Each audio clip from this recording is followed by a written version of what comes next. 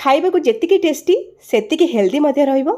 कम समय जेकोसी व्रत उपवास दिन में आपण एभली सागु खेचुड़ी बनैकी देखंतु, बहुत बढ़िया लागिबो। किछिटा छोट छोट टिप्स एंड ट्रिक्स सहित आज सागु दाना खेचुड़ी को आम तैयारी करबा, जोथि पई कि ये बिल्कुल भी मेंचा मेंचा हबनी, एभली एकदम गोटी गोटी तैयारी हबो। सेथि पई वीडियो को पूरा देखिया पई अनुरोध रहिला। नमस्कार, लता ओडिया किचन रे आपण समस्तंकु अनेक अनेक स्वागत। आज हेल्दी टेस्टी सागु दाना खेचुड़ी बनैया पई एठी मु गोटे गिना बा 200 ग्राम रो बड़ दाना वाला सागु नेइची। ध्यान रखंतु, सागु खेचुड़ी बनैया पई बिल्कुल भी छोट दाना सागु नेबेनी, एई भली बड़ दाना सागु नेबे।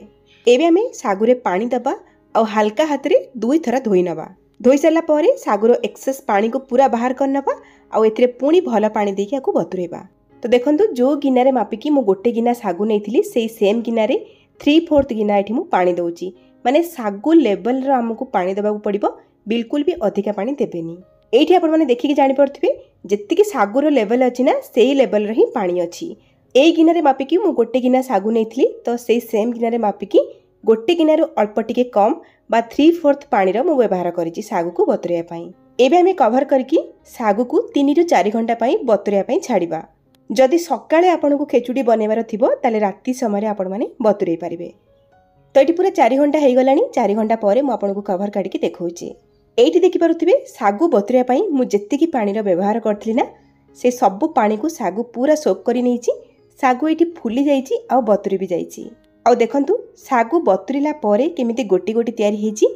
एई भली जदि सागु बतुरिला ताहले परफेक्ट सागु खेचुडी बनिबो।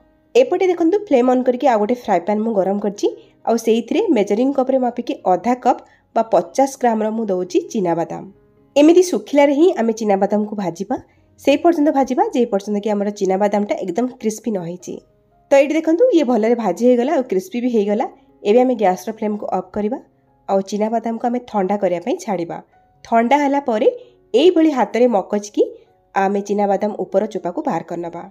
चोपा बाहर कला बेले जति गोटे गोटे चोपा रही जाउची ताहले भी कोनोसी असुविधा नाही। भजा चिना बादाम को ग्राइंडर जार रे देकी आमे दरदरा करके ग्राइंड करनबा। पूरा प्लेन करिबिनी, एई भली दरदरा रहिबा दरकार। एई जो चिना बादाम को आमे दरखंड कले ताकू एबे हमर बतुरा सागु रे दे दबा। ता सहित आमे एथिरे स्वाद अनुसार दे दबा लूण। पछरे मध्ये लूण पकेइबा, केवल सागु पई दबा। आ ता सहित आधा छोट चामच गोलमरिच गुंड आउ किछि कटा हैतिबा धनिया पत्र दबा। आ तापरे एई भली भाबरे आमे गोळेई नबा। एई भली जदि चिना बादाम को गुंड करके आपण माने बतुरा सागु रे गोळेई दउछंती, ताहाले सागु ऊपर जहा भी मॉइस्चर अछि से सुखिला हे जिवो। माने बतुरा सागु ऊपर गुंड चिना बादाम रो गोटे लेयर आसीबो, जोथि पई कि खेचुडी आपणकर गोटी गोटी तैयारी हबो। आकु साइड रखिबा। एपटे आउ गोटे कड़ाई गरम करबा। सेइथिरे 2 ରୁ 3 चामच दबा गुआ घियो। घियो गरम हे गला परे पुणी थरे एथिरे आमे 2 चामच दबा चिना बादाम। टिके क्रिस्पी होला पर्यंत आमे घियो रे चिना बादाम को भाजी नबा। पूर्वरु आमे सुखिला रे चिना बादाम को भाजी की गुंड करके सागु रे मिसेइचे। जदि एमिति अल्प किछि चिना बादाम को आमे घियो रे भाजी की खेचुडी रे पकोउचे ताले देखिबा को भल लागिवो, खाइबा को भी भल लागिवो। बादाम भाजी गला परे ताको गोटे गिना को बाहर करके साइड रे रखिछि। बळका घियो रे आमे गोटे चामच दबा गोटा जीरा आ किछि भुरसम पत्र, गोटे चामच सेचा अदा आ 2-3टा कटा कंचा लंका और 2टा सुखिला लंका। ए सब को आमे लो फ्लेम रे किछि सेकंड पई भाजी नबा। ये टिके भाजी हे गला परे एथिरे आमे दबा काटी रखिथिबा सिझा आलू। एठी मु 2टी मीडियम साइज रो आलू को सिझेकी चोपा बाहर करके छोट छोट करके काटी के नेइची। सिझा आलू दबा द्वारा हमर जो खेचुडी बहुत जल्दी तैयार हे जिवो। आपण चाहिले सिझा आलू जगह रे कंचा आलू को मध्य छोट छोट करी काटी के दे पारिबे। मीडियम फ्लेम रे आलू को आमे गोटे मिनिट पई भाजी नबा। आलू टिके भाजी गला परे एथिरे आमे गोटे मीडियम साइज रा कटा हैतिबा टमाटो को दबा। टमाटो दबा द्वारा टेस्ट भल आसीबो, कलरफुल देखा जिवो। आपण चाहिले बिना टमाटर मध्य खेचुडी बनै पारिबे। एई स्टेज रे स्वाद अनुसार दे दबा लूण। पूर्वरु बतुरा सागु रे आमे लूण गोळै की रखिचे। जेहेतु आमे सिझा आलू पकेइले टमाटो भी देइचे, सेथि पई आउ टिके लूण पकेइबा। लूण देकी गोळै दबा और टमाटो टिके सॉफ्ट होला पर्यंत भाजी नबा। टमाटो टिके सॉफ्ट हे गला परे आमे जो सागु को रखिथिले चिना बादाम को गोळै की ताको एथिरे ऐड करबा आ भलो भाबरे गोळै नबा। दर्शक बंधु, आज रे रेसिपी जदि आपनको पसंद आछि वीडियो को लाइक करिवे, शेयर करिवे। चैनल रे आपण जदि नुवा ताले प्लीज सब्सक्राइब करनेबे।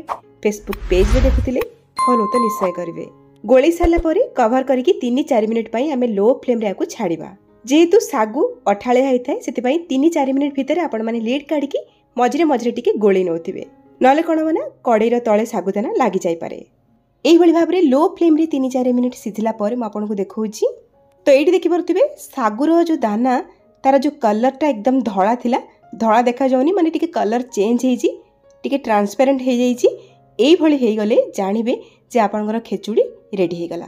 एई स्टेज रे चटपटा टेस्ट पई आमे गोटे लेंबुर रस को एथिरे चिपुड़ी के ऐड करबा ता सहित घिओ रे भाजी रखिथिबा चिना बादाम को एथिरे देकी भल भाबरे गोळेई नबा आ गैस रो फ्लेम को एठी ऑफ कर नबा। एठी हमरो तयार हे गला सागुदाना खेचुड़ी। देखि पारथुवे केते गोटी गोटी तयार हेची आ केते कलरफुल देखा जाउची। स्वाद रे मध्य जबरदस्त लागिबो। केवल ओषा व्रत दिन मानकरे काहेकि अन्य जे कोनोसी दिन रे आपण माने जळखिया समय आको खाइ परिबे बहुत बढ़िया लागिबो। वीडियो रे मु जहाँ भी सब छोट छोट टिप्स आपण मानक सहित शेयर करछि आपण माने फॉलो करिकि सागु खेचुड़ी को तयारी करंतु। केमिति लागिला आपणक अनुभूति मो सहित शेयर करंतु। ताले आज पई रोची पुणी आसीबी आ गोटे नुवा रेसिपी नेकी से पर्यंत रहली। नमस्कार बाय जय जगन्नाथ।